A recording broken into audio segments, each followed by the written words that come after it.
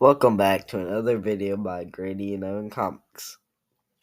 Today, we're going to do another DFI reviews. Please subscribe. Sorry for the bad audio, I am sick. So we all know The Legend of Zelda, who's been around since 1986. We all love this game, probably, if you've played it or heard of it, but I'm going to go right into the hating clan. But I'm going to say this right now.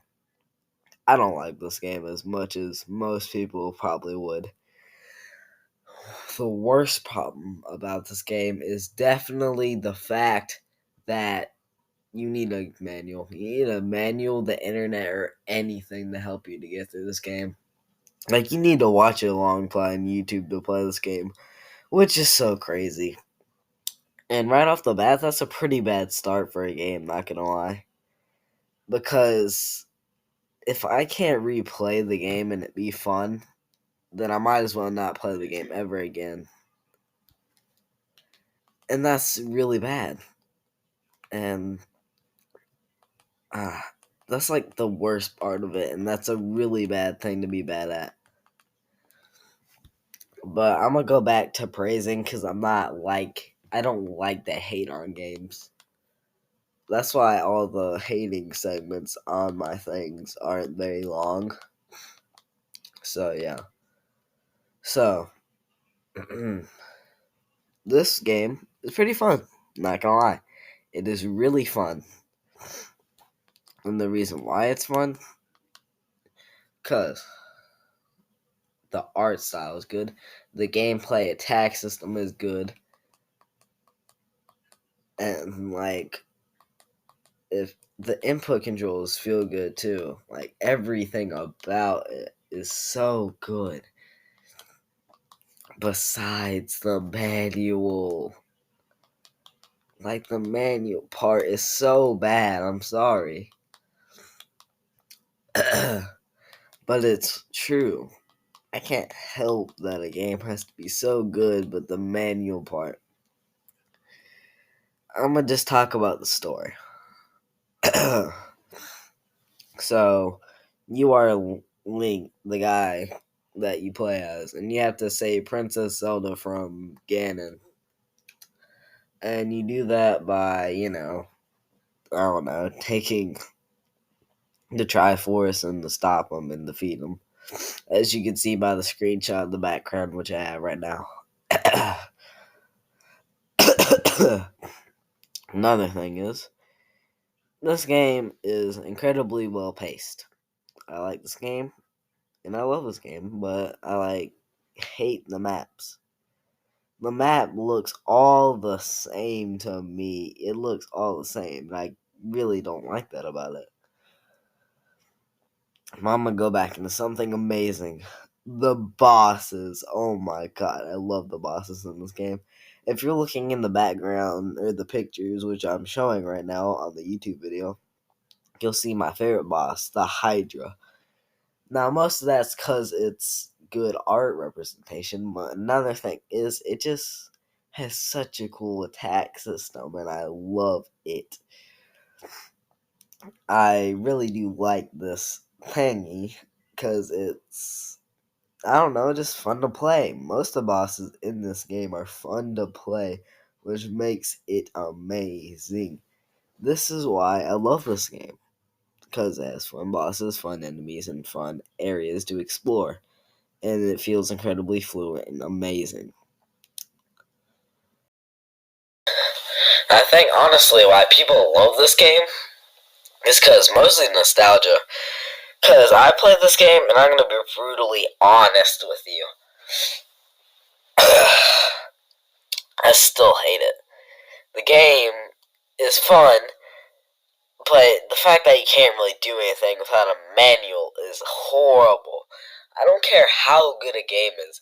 If I can't play it, and if I can't play it without a manual, a YouTube guide, or anything, the game's automatically bad. I'm sorry.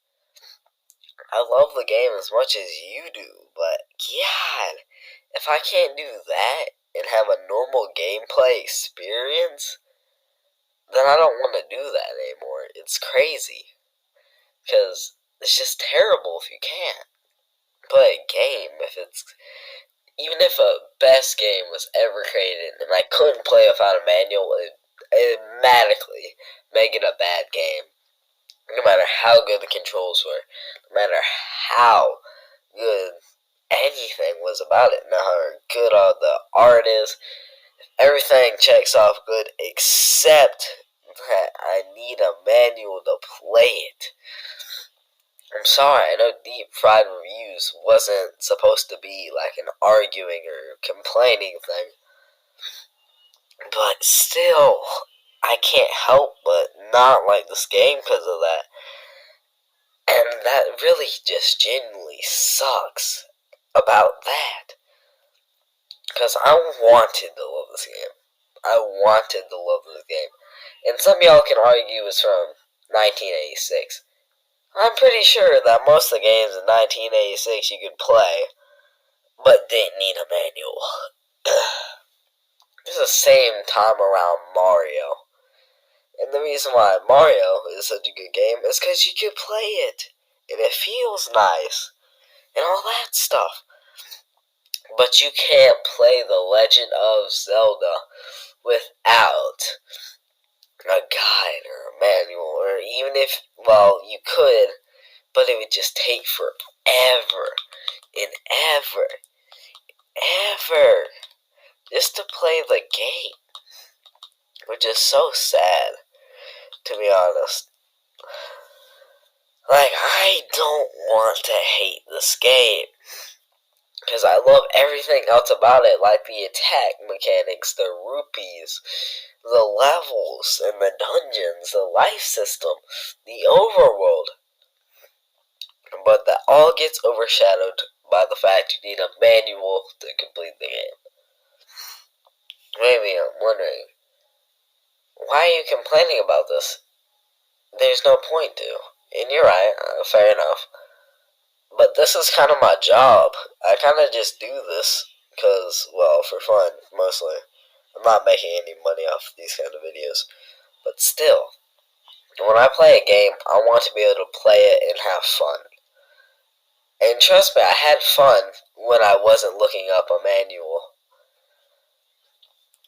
Like, this just reminds me of any bad game I played. And then if I really think about any bad game I played, they're not that bad compared to this, because you need a manual. Everything else was so good. And hopefully, when I eventually review The Legend of Zelda, the second one on the Super Nintendo Entertainment System, hopefully this one I won't have to look up a manual for, and that will be coming in Season 2 of Deep Fried Reviews. Now, don't mark my words on that, because I might actually forget to do it if I don't re-watch this video before I start that over again. But still, I'm going to start praising it now, because we're pretty late into the run time. I love the art style of this game. I really do love it. It is amazing. I love the early NES look to it. It's amazing, and I love it. And here's another thing, though, I love about it. I love the hotbar up there with the life system, the attack thing, and the other thing. It shows how much money you have, how many keys, and how many blue bombs you have. And also, I gotta say, the bombs are why you need the manual mostly to bust open walls. And still, I think they could have done some things to, like, make it look slightly different so you know when to, like, hit the wall with a bomb. But if you didn't, you probably have to just hug every wall in the game and start exploding things. Which, fair enough. And I want to see someone speedrun this game, which would be probably funny. But, all in all, this game is pretty bad just for that one thing. I know I'm probably going to get swarmed with hate comments, but hey, I don't really care. I don't care about y'all opinions, to be honest, because I honestly didn't have fun with it. So, what would I rate this game? out of 10.